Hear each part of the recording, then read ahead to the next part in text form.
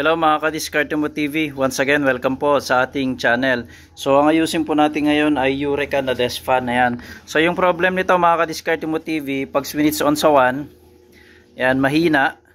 Sa number 2, ayan, so mahina pa rin. Tapos dito sa number 3, malakas.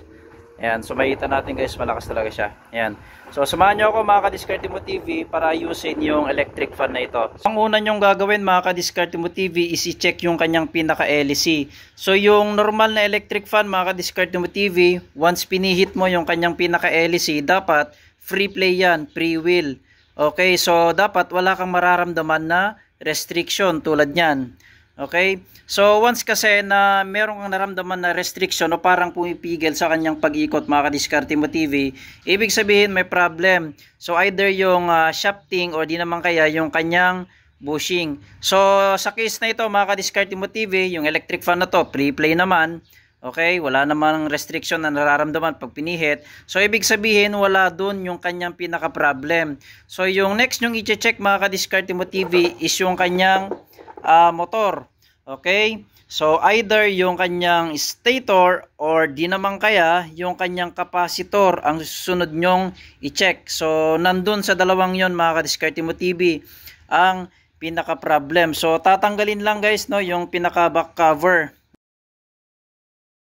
So, ayan mga ka-Diskarte Mo TV, na-access na natin yung kanyang motor. Okay, so ito yung kanyang stator at ito naman yung kanyang capacitor.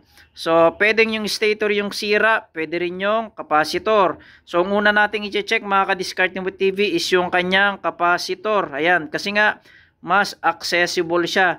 Ayan, so kung paano mag-test ng capacitor mga ka-Diskarte Mo TV, ituturo ko sa inyo. Pero bago yon, baka naman pwedeng makahingi ng like and comment sa ating video para na rin suporta sa aming mga content creator. Okay, so testingin natin mga ka-Diskarte Mo TV yung kanyang capacitor. So ayan mga ka-Diskarte Mo TV, tuturo ko na sa inyo kung paano mag-check and test ng capacitor. So yung capacitor natin dito mga ka-Diskarte Mo TV, 1.5 microfarad na mayroong plus or minus 5% na tolerance. Ayan. So anong ibig sabihin nun mga ka-Diskarte Mo TV? Pag tinest natin yung capacitor na ito mga ka-Diskarte Mo TV, 1.5 plus 5%, ang lalabas doon is 1.575. Hanggang doon lang yon, yun na yung pinaka-maximum niyan. Pag 1.5 something, mas mataas sa 5.75, okay, hindi pwede. So, ganun din mga ka-Diskarte Mo TV, yung minus 5% tolerance.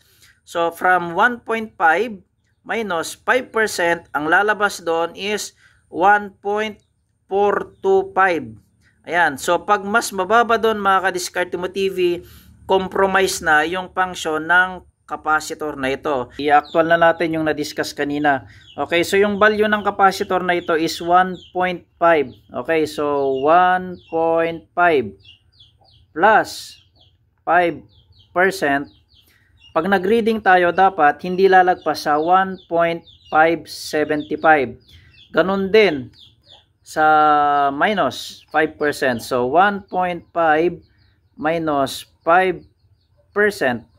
Dapat hindi bababa sa 1.425. So, pag bumaba dyan mga ka-Diskarte Mo TV, compromise na yung function ng capacitor nito. So, pag nag-test tayo mga ka-Diskarte Mo TV, kailangan natin ng digital tester na may capacitance tester. Ayan, capacitance setting. Ayan. So, yung pointer, set lang natin. Ayan. Tapos, hanapin natin yung parang UF na symbol. Ayan. Okay. Yun. So, meron ng existing value pero okay lang. Magbabawas tayo mamaya. Pawak lang natin guys yung ating tester sa ating assistance. So, 0.049. Okay, so yung dalawang probe, i-connect nyo lang sa magkabilang wire na yan. Since AC capacitor ito, kahit magkabaliktad, walang problema. So, 0.045.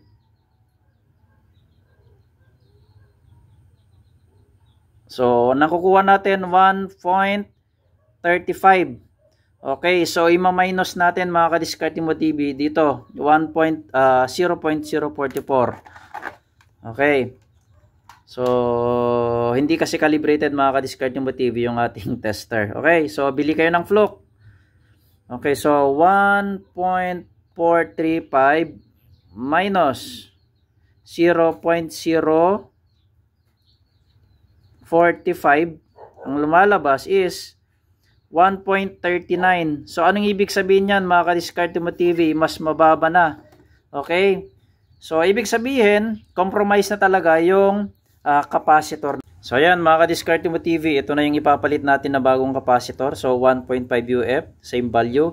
So, itatag ko na lang yung product na ito, mga ka-Diskarte Mo TV, sa shopping icon ng ating video dito sa left part para, okay, ito na mismo yung mabili nyo. Okay? So, pag nagpalit kayo, mga ka-Diskarte Mo TV, dapat same value. Okay? Hanggat maaari, same value. Kung bakit, i-explain ko na lang sa ating next na video. So, huwag kalimutang mag-like, mag-subscribe, at ma-notify once na meron tayong bagong video. Ayan. So, natanggal na natin kanina, mga ka-Diskarte Mo TV, yung capacitor. So, i-connect natin. So, since AC capacitor, pag kinonect nyo, okay, kahit magkabaliktad. So, ayan, mga ka-Diskarte Mo TV, step by step, connect na natin yung capacitor. Ayan. So, meron tong dalawang wire. Sa kabila, meron ding dalawang wire. So, i-connect natin. Ang ganyan. Okay. So, gamit lang tayo, mga ka-Diskarte Mo TV, ng syringa ball tube. Ayan. Okay, para wala ng electrical tape. Hindi na tayo gumamit ng electrical tape. Yan. Okay, isa pa.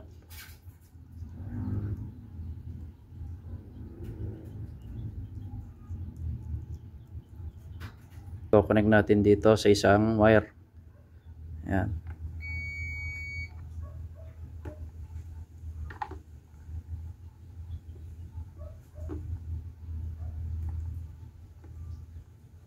Okay. Yan. Sa isang wire, connect din natin. Ganito guys, no, yung tamang pagdugtong. Yan, pagsalubungin nyo lang. Yan. Para malinis tignan.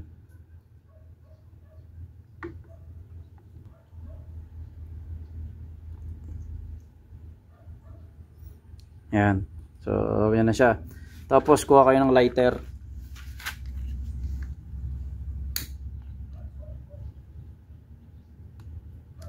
Sa kabila rin.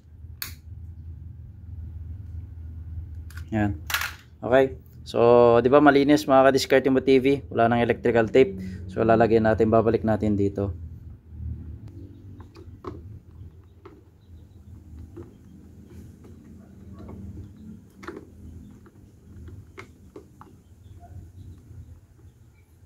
Okay. So, ayan, mga ka-Diskarte Mo TV, testingin na natin.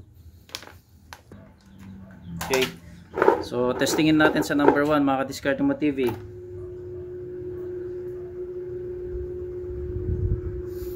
Okay. Okay na siya. So, number 2. Yan. So, malakas na siya. Sa number 3. Yan. So, okay na. So, ganun lang, mga ka-Diskarte Mo TV, no, yung pagpalit ng capacitor. Yan. So, maraming salamat sa panonood. Huwag makalimutan mag-like at mag-subscribe para ma-notify sa ating mga bagong video.